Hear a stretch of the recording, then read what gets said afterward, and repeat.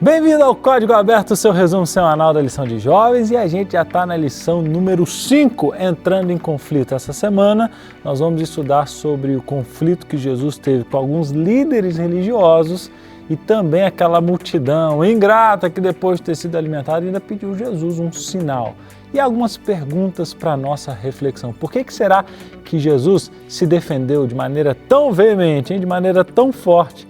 E por que será que essa multidão ainda pediu sinal, hein, gente? Vamos discutir essa semana e tirar muitos insights da palavra de Deus. Vem comigo, porque a lição dessa semana, como sempre, tá demais.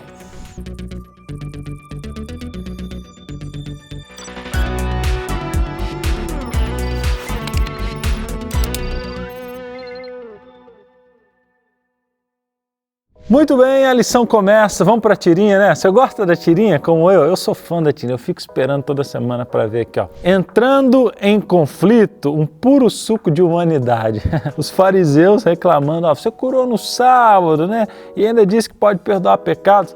E do outro lado a multidão, que sinais você pode nos dar para provar que é o Messias? Ou seja, o povo ingrato, né? Jesus curando, multiplicando alimento e o povo duvidando quem ele era. Será que isso também não pode acontecer com a gente hoje em dia? Jesus já fez tantas coisas e a gente às vezes duvida, né? Duvida da presença dele, do cuidado dele. Vamos ver o que essa semana tem pra gente. A parte de domingo, então, começa assim, ó, oposição crescente. Nos capítulos 5 a 12 do Evangelho de João, nós vemos uma nova fase no ministério de Jesus. Ele começa a ter mais encontro com líderes religiosos e começa a realizar milagres impactantes, revelando cada vez mais quem é Deus. Enquanto alguns rejeitam essa revelação e optam por crucificá-lo, outros ficam perplexos com esses sinais. Nessa semana, a gente vai explorar alguns milagres registrados em João 5 e 6, a cura do paralítico e a alimentação da multidão. E também o acalmar da tempestade e o andar sobre o mar. Esses milagres não só mostram o poder de Jesus,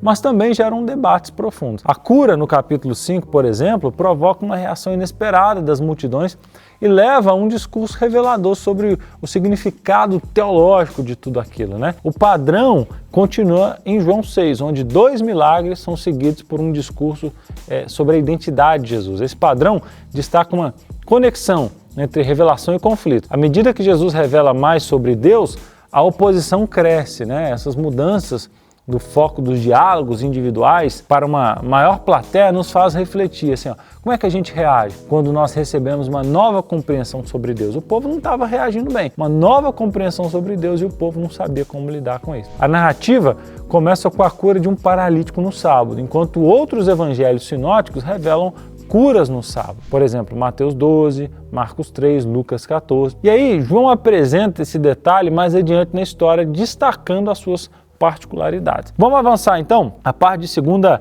explora esse milagre, né, junto ao tanque. Assim, ó, após visitar a Galileia, Jesus voltou para Jerusalém e foi no tanque de Betesda, onde muitos enfermos esperavam que a água se movesse para serem curados. Entre eles tinha um homem que sofria há 38 anos e não tinha ninguém para ajudá-lo a chegar ao tanque. Jesus, ao vê-lo, perguntou se ele queria ser curado e, sem hesitar, claro, ele deu a ordem: levanta, pega sua cama e ande. O homem creu nessas palavras de Jesus e foi curado instantaneamente. No entanto, a cura ocorreu num sábado e isso chamou a atenção dos líderes religiosos, que estavam mais preocupados com a violação das regras do sábado do que com o milagre. Detalhe, regras que eles mesmos haviam curado, porque o mandamento não proibia fazer bem no sábado. Eles acusaram Jesus de quebrar a tradição e blasfemar, o que levou a uma crescente hostilidade contra ele. Aí, pessoal, Jesus se defendeu, mostrando que seu ministério é baseado num relacionamento com o Pai, que inclui dar vida e julgar. Para comprovar sua autoridade, apresentou 4 testemunhas: João Batista, suas obras, o Pai e as Escrituras. Ele criticou a busca das pessoas por glória humana e ainda revelou que, ao rejeitarem seu testemunho, estavam ignorando até mesmo os escritos de Moisés, que deviam testemunhar sobre ele, né? A ironia é clara: Moisés, o defensor de Israel, agora se tornava o acusador por causa da rejeição de Cristo. As pessoas que admiravam tanto Moisés, com razão, agora viam como Moisés os acusando pelo fato de rejeitarem o mestre. Terça-feira, conflito na Galileia. Nessa lição é de conflito, você já viu, né? Aí na terça-feira, após retornar para a Galileia, Jesus começou a realizar curas de maneira pública, atraindo uma multidão crescente. E com a Páscoa se aproximando, o contexto do capítulo 6 ecoa o antigo Êxodo. Assim como o maná no deserto, Jesus ofereceu um novo tipo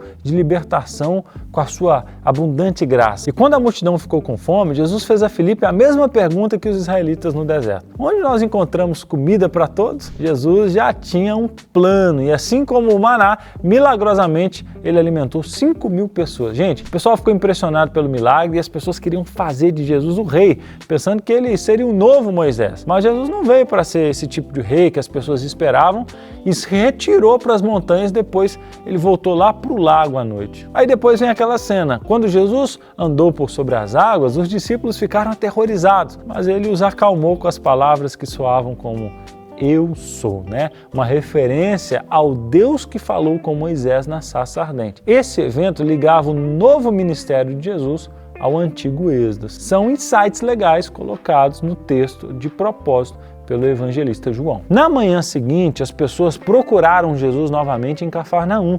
Ele sabia que elas queriam sinais e explicou que o verdadeiro pão do céu não era o maná, mas era ele mesmo. E essa afirmação de ser o pão da vida, gente, causou uma agitação tremenda. Muitos acharam difícil aceitar isso e apesar de Jesus explicar suas palavras, que suas palavras são vida, muitos deixaram de seguir Jesus nesse momento. Está lá em João 6, no verso 66. Pensa num momento em que você enfrentou um desafio que parecia impossível, mas Deus já tinha um plano de ação. Como que a gente pode recordar essa experiência para nos ajudar nas nossas lutas futuras e nas nossas lutas atuais? Tudo isso é uma lição para os nossos dias de hoje. As lutas que Jesus passou servem para nos ajudar com as nossas lutas de hoje também. Vamos para a quarta-feira, rapidão aí.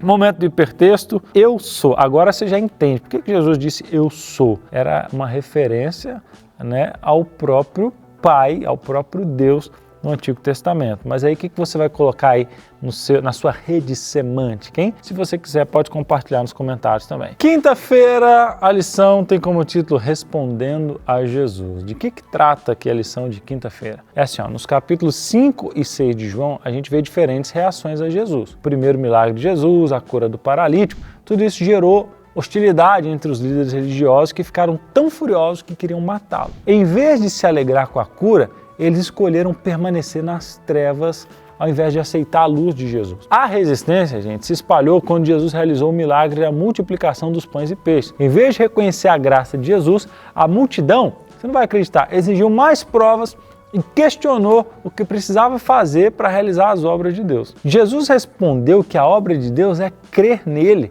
A vida eterna não é algo que conquistamos, é um presente que recebemos ao aceitar Jesus. A reação da multidão é semelhante à dos israelitas no deserto, que apesar dos milagres de Deus, continuam a se queixar. Assim como os israelitas não confiaram em Moisés, a multidão não confiou em Jesus. Mas como os que creram em Moisés entraram na terra prometida, os que creem em Jesus terão a vida eterna. E João usa frequentemente a expressão os judeus para se referir aos adversários de Jesus. Ele usa isso 71 vezes, mas isso não deve ser interpretado como um ataque a todos os judeus. Afinal de contas, muitos judeus acreditavam em Jesus e apoiavam a sua mensagem. Jesus mesmo diz que a salvação vem dos judeus. Portanto, a expressão aqui, os judeus, pode representar na narrativa de João uma forma de destacar as ações ambíguas e contraditórias de alguns grupos e de algumas autoridades religiosas da época que tinham as escrituras, eles sabiam de tudo e deveriam reconhecer que Jesus era o Messias, mas falharam em compreender plenamente a sua mensagem. Um alerta para todos nós, para que a gente também possa, com o conhecimento bíblico que temos, não rejeitar o nosso Salvador. E aí, vamos terminando, parte de sexta-feira, o Ministério do Salvador. O que fala aqui a parte de sexta-feira? Um resuminho rápido.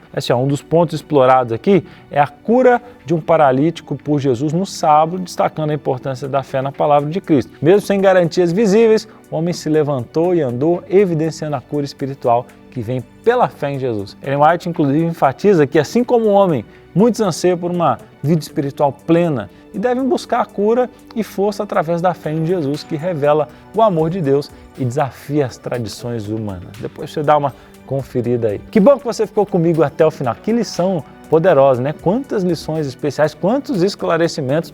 E que bom que você chegou. Já que você chegou aqui, coloca aí nos comentários. Jesus disse, eu sou.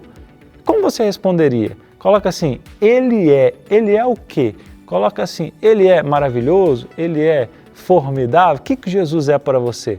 Coloca nos comentários com uma palavra seguida do ele é. Combinado? Não esquece de mandar esse link para a galera aí da classe de jovens, manda no Zap, no particular, porque você sabe que tem gente que nem abre os grupos ou demora, né, a entrar nos grupos de WhatsApp.